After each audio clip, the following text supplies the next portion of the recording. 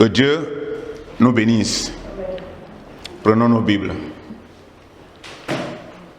Nous allons interroger la Bible ce matin et la Bible va nous parler. Dieu va nous parler au travers de la Bible. Et c'est pourquoi ce matin, nous avons un très bon thème. Le thème que nous avons développé ce matin est très important. C'est le chrétien sans église. Entre parenthèses, mauvais chrétien. Nous allons parler du chrétien sans église de ce matin.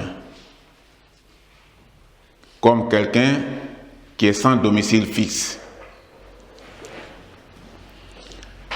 Devenir chrétien, c'est être membre de la famille de Dieu. Quand nous étions dehors, nous n'étions pas membres de la famille de Dieu. Il y a deux groupes de personnes. Il y a des hommes pour Dieu, ça c'est général. Dieu a créé tout le monde. Et nous sommes tous pour Dieu. Mais il y a des hommes de Dieu. C'est ceux qui ont cru en Christ et qui demeurent dans la foi en Jésus-Christ et qui préparent la rencontre de Christ demain dans les cieux. Ceux-là, c'est des hommes de Dieu. Et nous faisons partie ce matin de cette famille-là, qui sont des hommes de Dieu. Comme nous sommes aussi membres de notre propre famille naturelle. Parce que avant d'être chrétiens, nous sommes d'abord nés dans une famille. Et c'est une famille naturelle. Nous devions l'aimer. C'est là que nous avons reçu naissance, première naissance. Et la deuxième naissance, ça c'est la naissance qui nous amène maintenant à la transformation. Ça, c'est quand on devient chrétien. On est né de nouveau. Mais bien avant ça, nous appartenons à une famille naturelle. Et nous avons le devoir de participer aux problèmes de la famille. Quand la famille a un problème, nous sommes concernés. Quand il y a quelque chose qui ne va pas dans la famille, nous sommes tous concernés. Quand un membre de la famille est malade, qu'il est conduit à l'hôpital ou il est dans un état critique, nous sommes tous préoccupés, nous sommes inquiets dans notre famille naturelle. Même quand on va au travail, on n'est pas à l'aise de travailler. Et quand on revient du travail, on cherche directement à rentrer à l'hôpital pour voir l'état de santé de la personne. C'est-à-dire que quand on est membre de la famille, les problèmes de la famille nous préoccupent. Parce que nous sommes unis à la famille. Et chaque individu est uni à une famille dans le monde. Personne n'a demandé de naître dans une famille. Personne. On naît dans une famille, on devient membre. Parce que c'est Dieu qui choisit. Sinon, d'autres vont dire, mais moi je préfère naître dans une famille riche. Je ne veux pas vivre avec les pauvres. Non, moi je veux être dans une famille intellectuelle. Non, moi je veux dans une famille et on commence à choisir. Et pour éviter tout ça, Dieu donne à chaque famille un membre. Et une fois la personne est née, maintenant la personne devient la préoccupation de la famille. Jusqu'à ce que la personne devienne majeure. Et quand la personne devient majeure, la personne commence aussi à prendre les responsabilités dans la famille. Parce que simplement, la personne est unie à la famille et aux membres de la famille. Mais de même, l'unité de famille de Dieu présente le côté de l'amour et des affections, de la relation filiale des rachetés. Les rachetés, c'est des chrétiens. Nous sommes rachetés par Christ. C'est-à-dire des chrétiens avec leur Père, le Créateur. Je ne parle pas de ceux qui s'autoproclament chrétiens et qui ne l'ont pas. Il y a des gens qui s'autoproclament chrétiens. Ils vont dans des églises pour des intérêts. Ils vont dans des églises pour s'habiller, pour montrer des nouvelles tenues qu'ils ont payées. Ça fait très peu de temps. Et ces personnes comme ça visitent plus de 4-5 églises dans le mois. pour présenter la même tenue. Elle a présenté dans telle église aujourd'hui, dimanche prochain, ça va présenter dans l'autre église, après ça va présenter jusqu'à ce qu'elle fasse le tour pour montrer que la tenue qu'elle a payée là, c'est une belle tenue, c'est cher, et pour qu'on lui donne importance par rapport à la tenue. Mais c'est des gens inconvertis, parce que ce que tu es en train de faire ne dit absolument rien à ceux qui sont convertis, qui sont à l'intérieur. Ta tenue ne les préoccupe même pas. Ce qui les préoccupe, c'est peut-être ton salut. Et quand on trouve en toi un état de païen, ils sont préoccupés que par ça. Ils ne sont pas préoccupés que par tes tenues. Ceux qui sont préoccupés par tes tenues, c'est des gens qui sont dans la même catégorie que toi. Nous allons lire dans Jean 17. Jean 17, verset 11. Jean, chapitre 17, verset 11. C'est ce que nous allons lire ce matin. Jean, chapitre 17, verset 11. Je ne suis plus dans le monde, et ils sont dans le monde. Et je vais à toi, Père Saint, garde en ton nom ceux que tu m'as donnés, afin qu'ils soient un comme nous. Ici, quand on dit un comme nous, Dieu parle de l'unité. Tu ne peux pas être membre de la famille et puis tu n'es pas uni à la famille et tu es séparé. Les problèmes de la famille ne te préoccupent pas. C'est que tu n'es pas membre. Ou tu es un membre, mais tu es un mauvais membre. Dieu parle de l'unité dans le passage que nous avons lu. L'unité fait appel à la relation d'enfant avec le Père. Le Père est uni à l'enfant, l'enfant est uni au Père. Quand je dis Père, je parle de mère et de père. Je parle des parents. Mais l'unité, c'est obligatoire. L'unité fait appel à la relation d'enfant avec le Père, mais aussi à la sainteté. Le Père que je parle ici maintenant là, je veux parler de Dieu. Mais ce que je venais d'expliquer, c'est de façon générale. Mais je suis dans le domaine de Dieu. Quand je parle de l'unité d'enfance avec le Père, mais aussi à la sainteté, pour soigner l'image du Dieu saint, notre Père céleste, le Créateur. Quand tu es uni à ce Père-là, l'image que tu présentes, c'est l'image de Dieu. Le témoignage que les gens sont en train de voir en toi, c'est le témoignage de Dieu. Parce que tu as pris maintenant la couverture du Seigneur. Et les gens ne te regardent pas comme tu étais quand tu étais païen.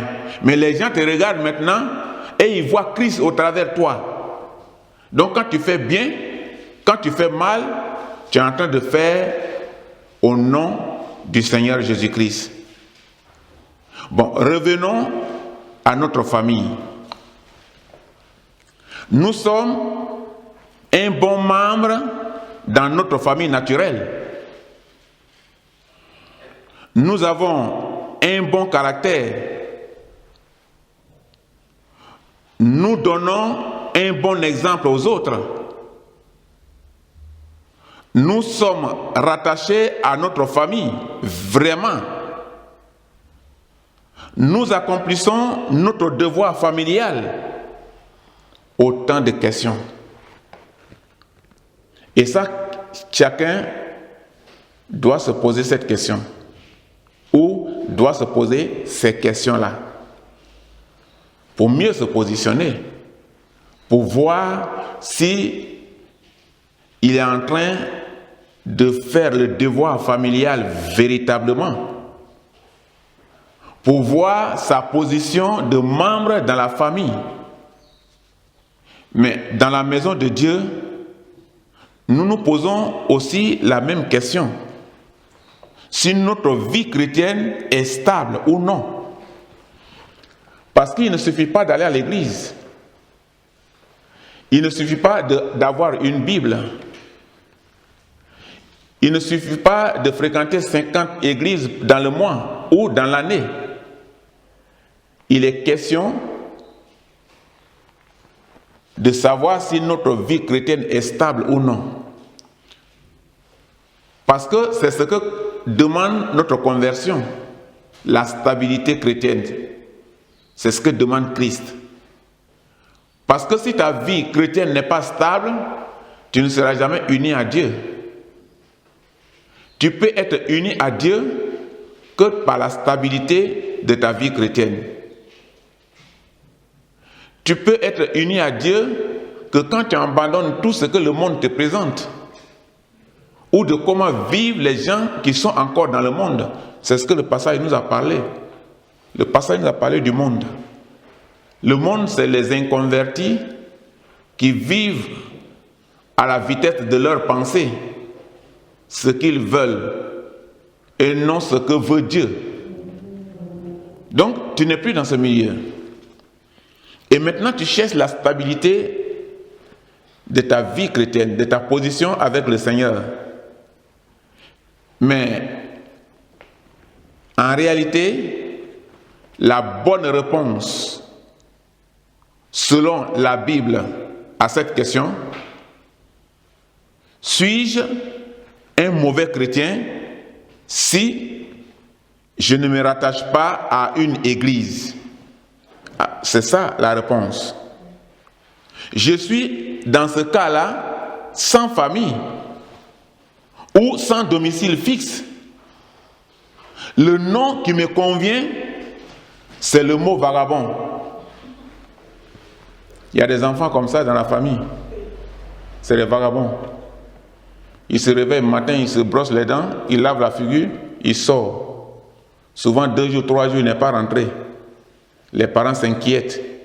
Souvent, ce qu'on va attendre, c'est que, on dit vraiment, allez-y voir l'enfant. De toute façon, ils ont frappé hier là. Quand vous allez le voir, même le corps, même vous n'allez pas reconnaître. Parce qu'il est tout le temps dehors. Les parents n'ont pas, en réalité, sa vie sous le contrôle. On ne sait pas ce qu'il fait dehors. On ne sait pas comment il vit dehors. Mais il est dehors. Et quand c'est comme ça, il devient vagabond. Parce qu'il n'est pas préoccupé par les problèmes de la famille. Et la famille est préoccupé par son état tout le temps. Et il devient un problème, un poids pour la famille. Parce que, après tout, il est membre. Mais finalement, il arrive un temps où on est fatigué avec lui. Tout le temps, c'est la police qui vient à la maison. Et un jour, les parents sont obligés, peut-être, de dire à la police, franchement, on est fatigué. Allez-y avec lui. Cette fois-ci-là, on n'est pas prêt à le défendre. Parce que ça devient un problème continuel. Et la police l'amène. Et il va en prison. Ça fait un membre de moins. Mais par rapport à son caractère, parce qu'il a refusé de s'associer aux lois de la famille. Et dans la vie de vagabond, il y a des conséquences. Il y a des conséquences graves dans la vie d'un vagabond. Parce qu'un vagabond n'a pas d'avenir. Et notre vie dans la maison de Dieu, c'est notre avenir dans le ciel. C'est notre vie avec Christ comme récompense. Mais un vagabond, un chrétien vagabond aussi n'a pas de récompense. Il va passer tout son temps à vivre une école spirituelle buissonnière. Il vient quand il veut. Il va dans les églises quand il y a des intérêts. Il vient pour tendre la main, pour qu'on lui donne quelque chose. Il expose son problème ici, les gens cotisent, il lui donne. Demain encore, il va dans un autre, on cotise, on lui donne. Et il devient un problème, une charge pour quelqu'un. Et pour toute l'église. Finalement, quand on se rend compte que c'est un vagabond, on se sépare de lui. On dit, mon frère ou ma soeur, viens ici. Le conseil de l'église se tient et on l'appelle, on dit, à partir d'aujourd'hui, il ne faut plus venir ici. Tu as compris? C'est spirituel, c'est biblique. Parce que l'église est une famille de Dieu. Et ceux qui viennent dans l'église sont des membres de cette famille. Et la vie de la famille doit les intéresser. Et si la vie de la famille ne t'intéresse pas, tu seras averti 1 fois, 2 fois, 3 fois.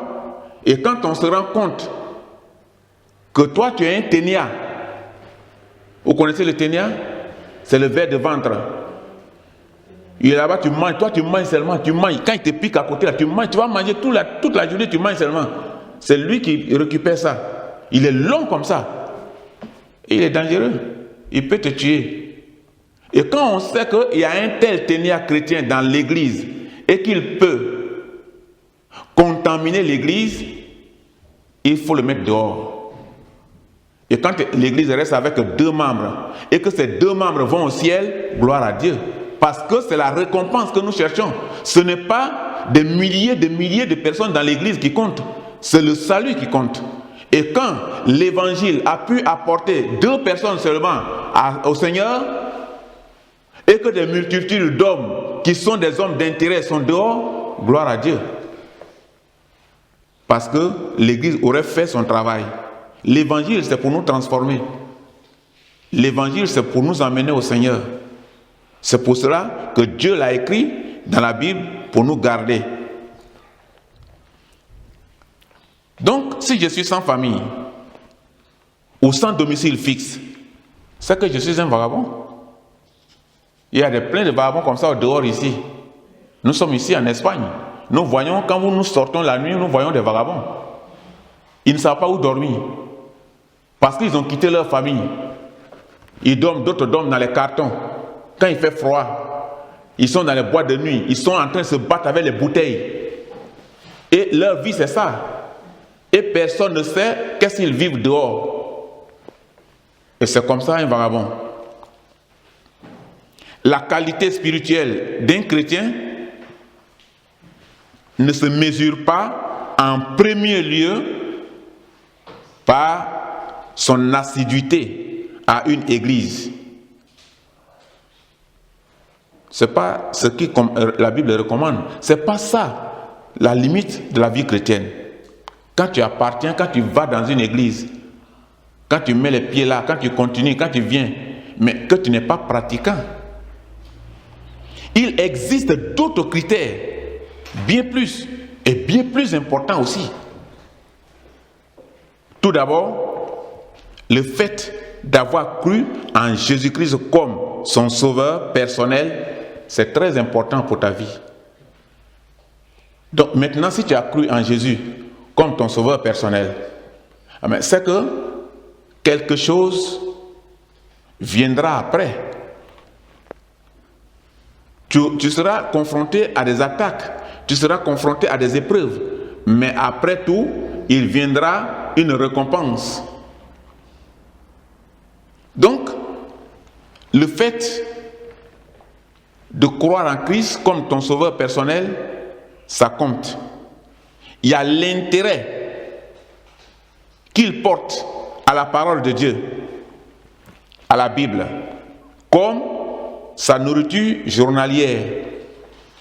À ce stade-là, c'est quelque chose d'important déjà pour toi. Ce que ça apporte pour toi, c'est qu'au moins en lisant la Bible, en écoutant la parole de Dieu, tu reçois une nourriture journalière, comme tu as bu ton café le matin, comme tu as mangé hier à midi, comme tu as mangé le soir, comme tu as mangé toute la journée. Tu reçois quelque chose pour faire vivre ton corps. La même chose, tu reçois la parole pour faire vivre ton âme. Et la Bible t'amène à vivre cette nourriture spirituelle journalière. Sa vie de communion avec le Seigneur. Quand quelqu'un a accepté le Seigneur, sa vie de communion avec le Seigneur est très importante. Ce qu'il vit, ce qu'il devient après sa conversion, c'est beaucoup important. Entre autres, par le moyen de la prière.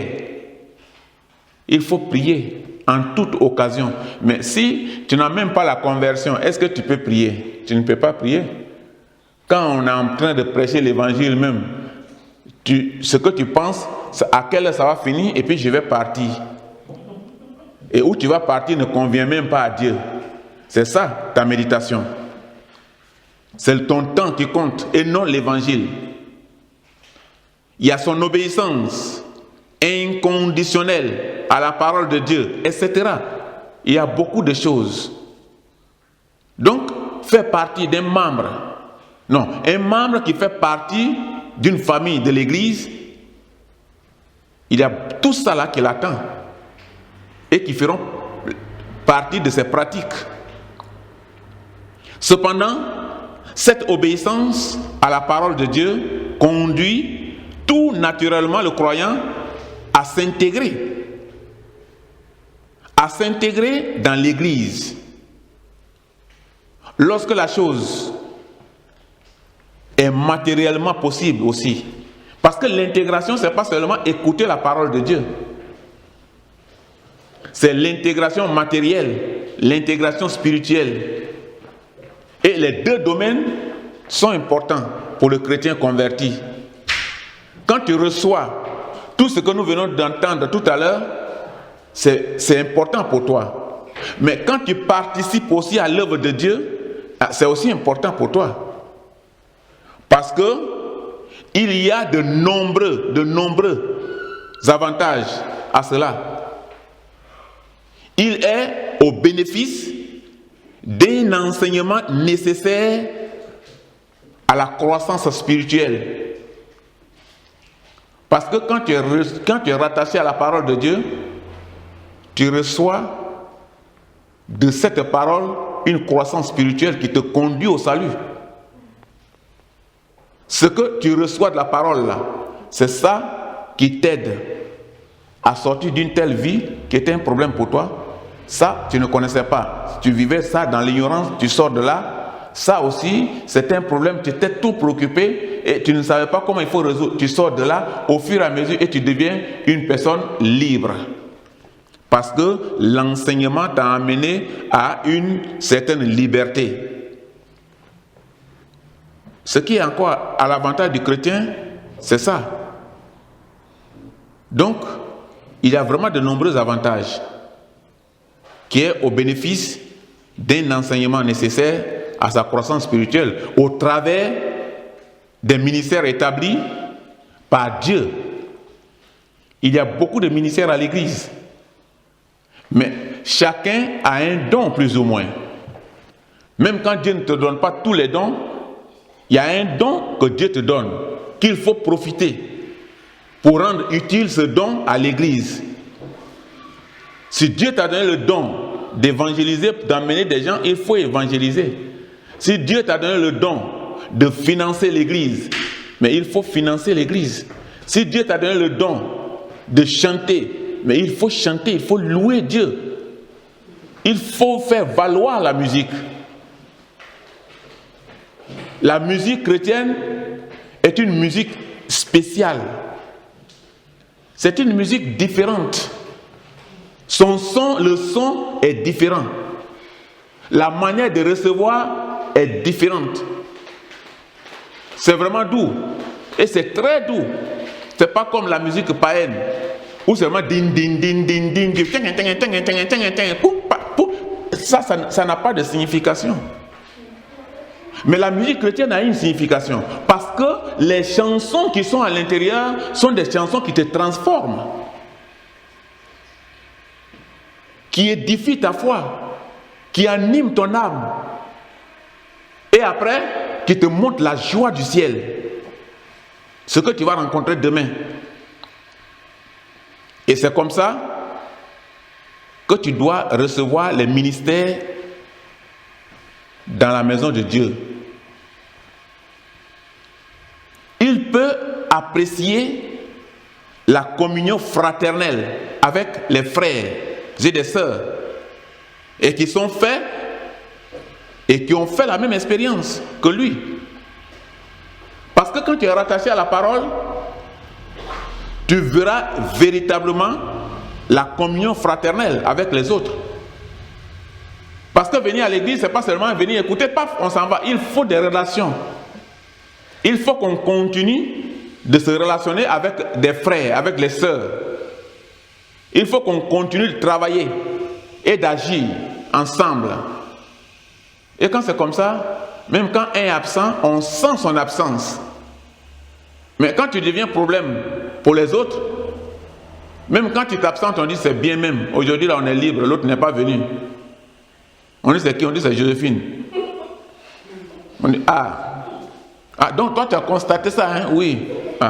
C'est que c'est bon. Et c'est comme ça. Mais quand on dit mais comment? L'autre, mais est-ce qu'il est là? Il n'est pas là. Mais qu'est-ce qui se passe? C'est que les gens commencent à se préoccuper de toi. On dit mais c'est de qui vous parlez? On dit Joséphine. Oui, mais moi aussi je me suis rendu compte. Vous voyez? Donc ça devient une préoccupation. Parce qu'il y a une communion fraternelle avec les autres. Il peut participer à l'intersection pour les autres. C'est-à-dire, il y a la prière qui concerne les autres, on se retrouve en groupe et on prie pour la personne. Et toi, tu fais partie de l'équipe, en train d'intercéder pour quelqu'un qui est en train de souffrir, dont les démons sont en train de le déranger. Et toi, tu es dans cette intersection. C'est vraiment quelque chose, puisque tu es en train de combattre pour le salut, pour la délivrance de quelqu'un. Et si nécessaire, en être lui-même l'objet.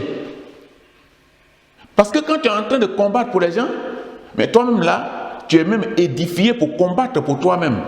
Pour connaître là tes petits défauts où tu as des problèmes et pour commencer à les combattre, pour les corriger. Il peut soutenir le travail de l'église locale. Il y a des gens qui pensent que c'est Rakoy qui paye l'église.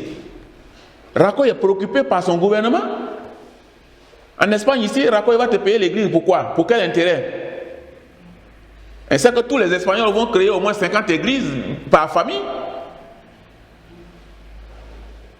Et il y a des gens qui viennent à l'église qui pensent que c'est Rakoy qui paye l'église. Et ils ne sortent même pas 2 centimes pour mettre dans le panier. Ils ne pensent pas que l'électricité compte. Pendant qu'on est en train on est assis en bas du courant, le compteur est en train de tourner. On ne sait pas que le frigo qui est branché pour le service social, pour les vivres qu'on met dedans, pour mettre au service des autres, le courant compte. On ne sait pas que l'eau est payée. On ne sait pas que le local que nous habitons, ce n'est pas pour nous, c'est loué par mois. Et on pense que le gouvernement paye ça. Et quand on a une telle habitude, quand on voit qu'on commence à nous remarquer dans telle église, on va dans l'autre église. Quand on voit qu'on commence à nous remarquer, on va dans l'autre église et on devient chrétien sans église, on devient vagabond. Il doit soutenir le travail de l'église, le chrétien converti. À la fois financièrement et par son implication personnelle selon les dons et les talents que Dieu lui a confiés. Si tu as les moyens pour financer, tu finances. Mais en dehors de ça là, si tu as la bouche pour louer, il faut louer. Si tu peux frapper le piano, il faut frapper le piano. Si les batteries sont utiles à toi, pour animer l'église, pour mettre les gens dans la joie avant l'heure de la prédication, mais tu es béni. Mais il faut que toutes ces choses-là, le chrétien sache que le don que Dieu lui a donné, le talent que Dieu lui a donné, que Dieu lui a confié, c'est pour mettre ça au service du Seigneur. Notre argent n'est pas pour la pharmacie. Notre argent doit nous servir et Dieu doit protéger. Mais quand on prend Dieu, on ne l'associe pas et on le prend en ignorance et on pense que Dieu est ignorant. Dieu n'est pas ignorant, c'est le Créateur. Il peut t'enlever le souffle aujourd'hui même. Dans ce cas-là, ton argent sera pour la pharmacie tout le temps. Tout le temps, tu seras inquiet, tu vas trembler devant les hôpitaux. Parce que ta situation sera toujours en danger. Et la Bible dit, il faut mettre ces talents-là au service de Dieu. Le statut de sans église fixe ne correspond pas au plan de Dieu pour ses enfants. Ça n'existe pas dans l'église. Mais en Europe ici, Les sans-église fixes sont beaucoup. Ils font la promenade. Ils vont des églises en église, de l'église en église. Ils se promènent. Ils vont exposer leurs problèmes dans une église, on leur donne les moyens. Quand on commence à les remarquer, ils vont dans l'autre. Ils font le culte ici, aujourd'hui, le culte là, demain, après-demain, ils font le culte là-bas. Tu peux ne pas le voir durant 1 mois. Et après, il revient. Parce qu'il était dans les autres coins aussi. Et il y en a plein ici en Europe. Les chrétiens sans église fixe. Mais ce statut n'existe pas dans l'église. Ça n'existe pas chez les enfants de Dieu. Il existe bien sûr des chrétiens isolés. Loin de toute église locale. Ils sont isolés. Ils se font voir rarement. Ils sont toujours seuls, coincés, sans communion fraternelle. Et qui pensent pouvoir faire partie d'une église. Je suis chrétien. Ah, l'église là, c'est nous qui allons là-bas. On allait là-bas avant. C'est nous qui allons là-bas. Ils vont te demander maintenant la situation de l'église, mais comment va l'église dans ces derniers temps? Ah, moi-même là. Ah, bon. Ou, pour ne pas avoir honte devant les gens, ils disent ça va bien, ça va. Il ne connaît pas l'état de l'église. Ça fait plus de 6 mois qu'il n'est pas parti. Mais il s'autoproclame chrétien, membre de cette famille. Un membre de la famille qu'on ne voit pas à la maison, il a fait 6 mois. Ça, c'est un membre. Il ne connaît même pas le problème de la famille. Si les enfants sont malades, si la famille va bien, si sa mère est là, si tout le monde va, si tout le monde ne va pas. Il y a tout ça là. Est-ce que ça progresse? Est-ce qu'il y a problème? Est-ce qu'on les a chassés de la maison? Est-ce qu'ils vivent là? Il ne connaît même pas, ça fait 6 mois. Mais quand on demande, il dit non, je suis membre. Notre maison est à Delicias. On dit, mais votre maison est à Delicias, tes parents là, je les ai vus l'autre jour, ils sont à San José. Ah, quand? Mais maintenant, c'est les autres qui t'apprennent. Et toi, tu dis quand? Ah bon? Ah, ils ne savaient pas, hein? C'est déjà un mauvais membre. Si la famille, pour des difficultés, ou alors pour un progrès, s'est déplacée, et toi, tu es en train de t'autoproclamer membre de cette famille et tu ne connais pas la situation de la famille, si un est parti en prison, si un est malade, si un est mort, ou s'ils sont tous vivants, tu n'es pas un bon membre de la famille. Il y a des chrétiens comme ça. Ils ne connaissent pas le problème de l'église, mais ils s'autoproclament membres. Nous sommes là-bas. C'est notre église. Tu es un chrétien sans église fixe. Tu es un vagabond. Tu es isolé. Et tu es loin de toutes les églises locales. Et tu penses être membre. Mais il serait vraiment dommage que ceux qui le fassent s'en privent volontairement de la protection du Seigneur Jésus-Christ. Nous avons la protection de Dieu. Jésus nous protège. En réalité, si quelqu'un croit, Jésus protège.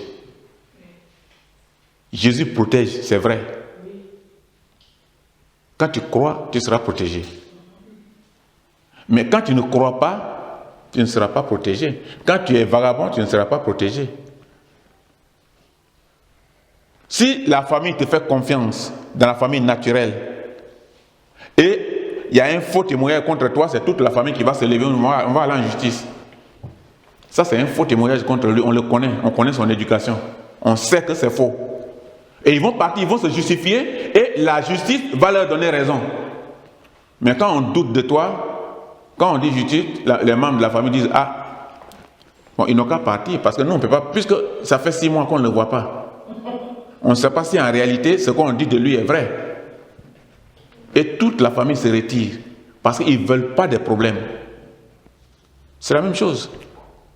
Si tu es un chrétien sans domicile fixe, s'il y a une situation qui vient sur ton dos, l'église ne peut pas te défendre.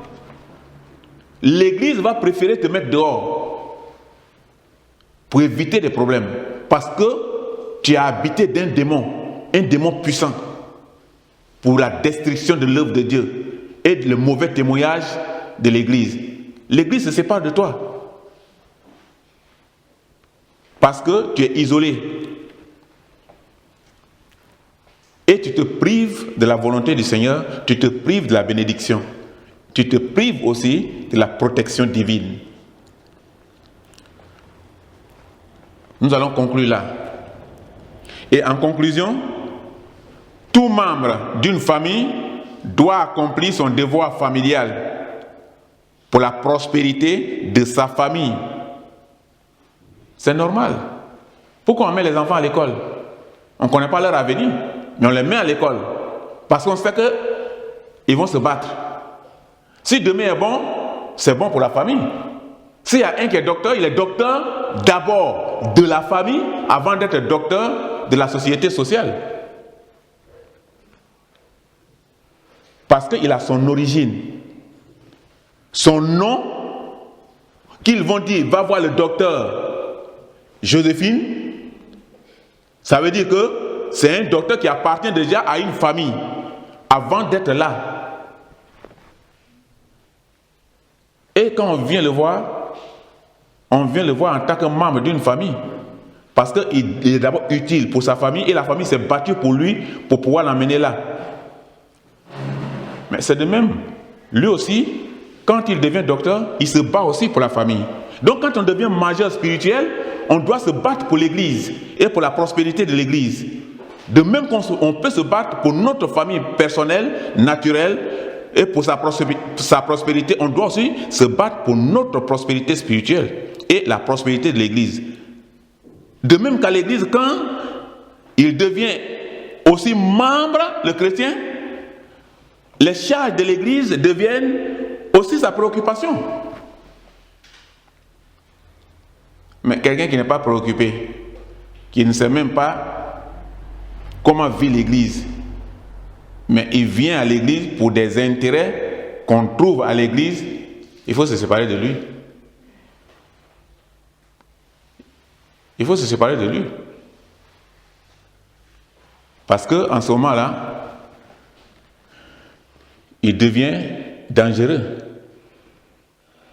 Il doit être un exemple que les gens vont copier. Et pourquoi lui, les membres, il ne fait rien à la maison, c'est moi toujours qui fais. Pourquoi il ne fait rien à la maison, c'est moi toujours. Donc moi aussi, je ne vais pas faire. Et tout le monde dit, bon, mais moi je ne fais pas, moi je ne fais pas, moi je ne fais pas. Et tout le monde ne fait rien. Parce que la famille n'a pas réagi envers lui. La famille doit réagir. On te fait asseoir, on te dit, hey, discipline familiale. Ça, ici, c'est comme ça que la famille conduit. Tu es d'accord? Non, non, moi, je vis ma vie, j'ai fait. Dehors. Dans la famille naturelle, c'est comme ça. On te dit dehors. Il y a plein de parents qui ont mis leurs enfants dehors. Est-ce qu'ils ne les aiment pas? Ils les aiment.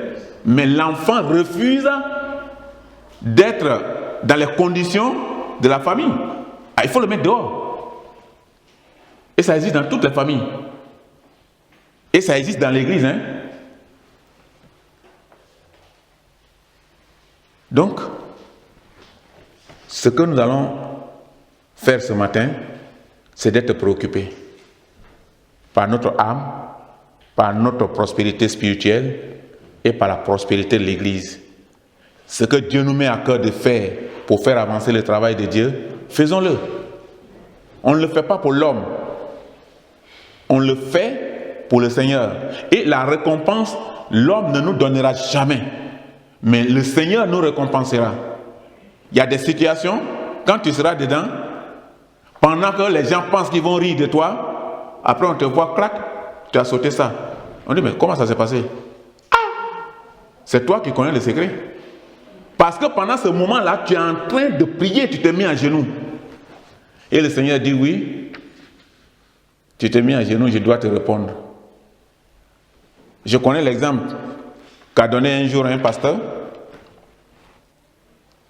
Il y a un monsieur, tout le temps, quand il vient, il rentre dans la porte, quand il franchit la porte de l'église, il vient directement devant la chaire. Il se met à genoux, il dit, Seigneur Jésus, je suis là.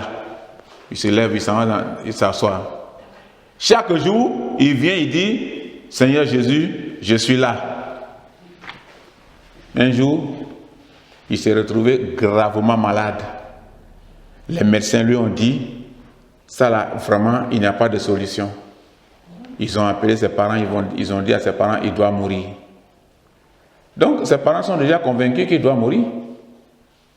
Et c'est dans cette nuit, une nuit comme ça là, que Jésus a apparu pendant qu'il était en train de dormir. Et Jésus lui a dit, tout le temps à l'église, quand tu viens, tu me dis, je suis là. Aujourd'hui, moi je te dis, je suis là. Ouais.